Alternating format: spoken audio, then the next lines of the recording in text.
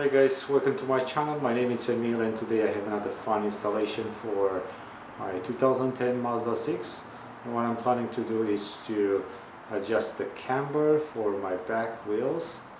Because I lowered the car, I have a huge negative camber that is resulting in the uneven tire wear. So I purchased this product from eBay. It's from this company, SPC Performance. The product looks amazing. It's really beefy. It's solid. The only downside of it is that for Mazda 6 they will sell at double the price than they will sell it for Mazda 3. I don't think that there is a huge size difference for that price, but anyway, I'm gonna give it a try and I'll let you know how it looks. I'll show you what's going on. As you can see, the front tire is flush with the fender. It still has a negative camber. Now the back tire has a huge negative camber. And now I don't like the look when the front and the backs, they are not aligned together. So that's the reason why I want to adjust the camber. So if you take a long level and you put it against the tire, I'm not going to put it against the tire right here because the tire is deflated a bit, so I'm going to put it right here and against the fender. You'll notice that the top part of the tire is flash. So that's what I'm trying to achieve for the back too. I'm going to show you the difference in the back now. So I'm going to do the same thing for the back. I'm going to put my level against the tire and against the fender. Now the gap is huge. It's like a finger size.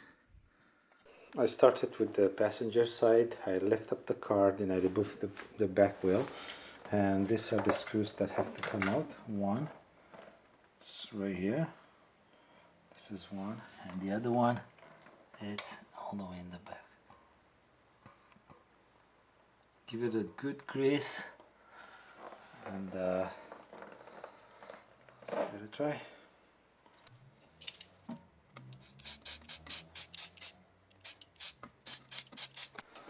going to use the breaker bar first to see if it comes out easy, and then I'll use the impact wrench.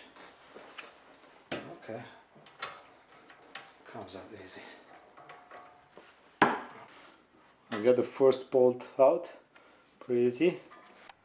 The back bolt is coming out pretty easy. I'm using that 45-degree offset wrench.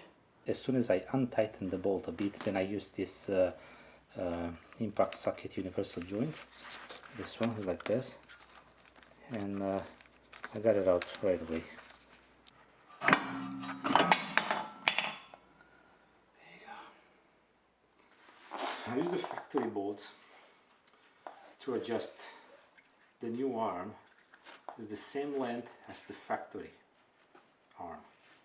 Now I'm going to tighten this nut, and I'm also going to tighten this nut too. The distances between the first nut and the second nut and the second nut and the arm has to be equal. So these two distances have to be equal.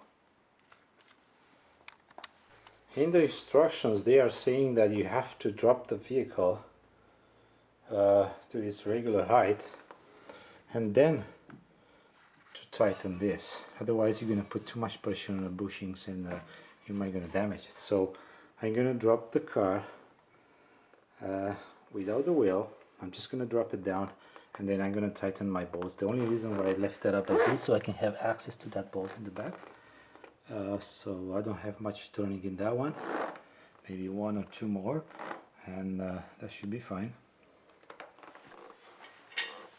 Now I'm going to use my second jack to lift up the arm so I can get my bar in place right here.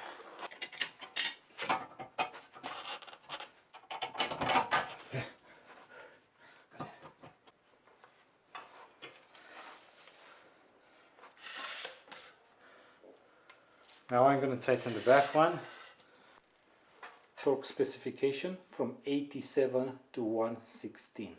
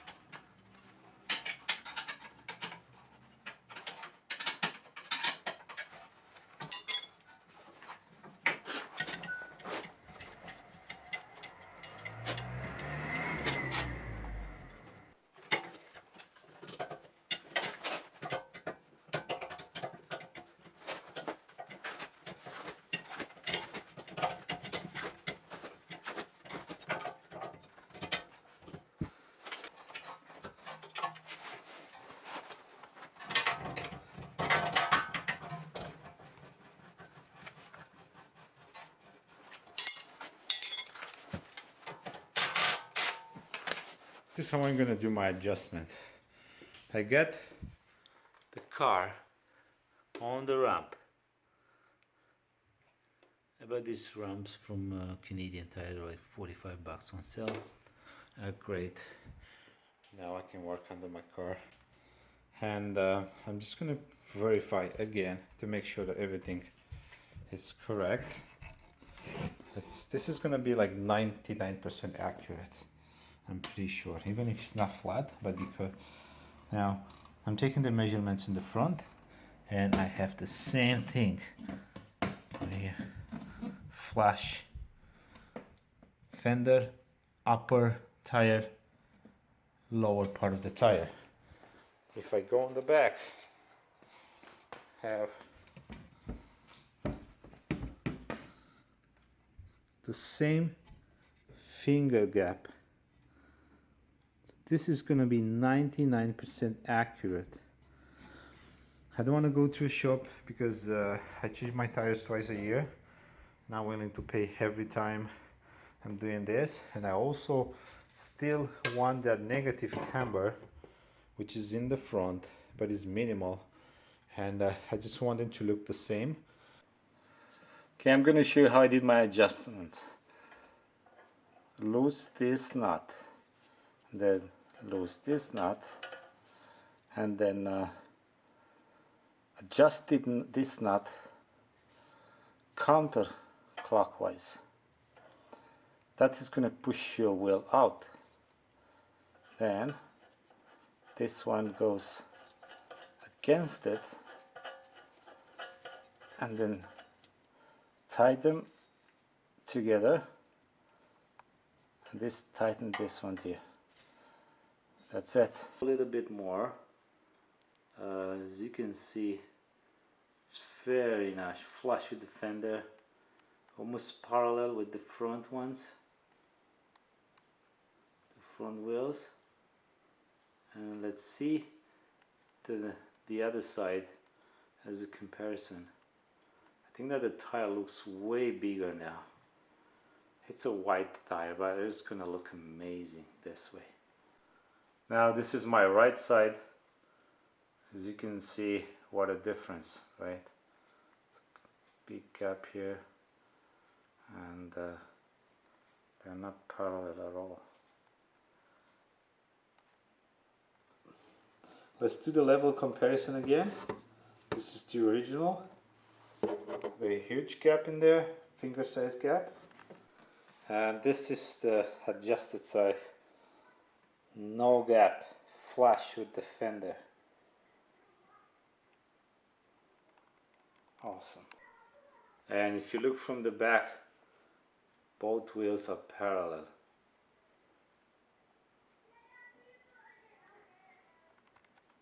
But I'm pretty sure I'm not gonna have any issues because this is the same gap that I have in the front too.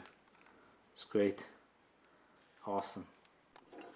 Okay, that's my arm installed. There's a torque specifications, the instruction for this bolt, it's 18 pounds of torque, and there's also specified that the distance between this big nut and the arm and the other nut and the ball joint, it doesn't have to be more than 3/4. My case is like half of an inch.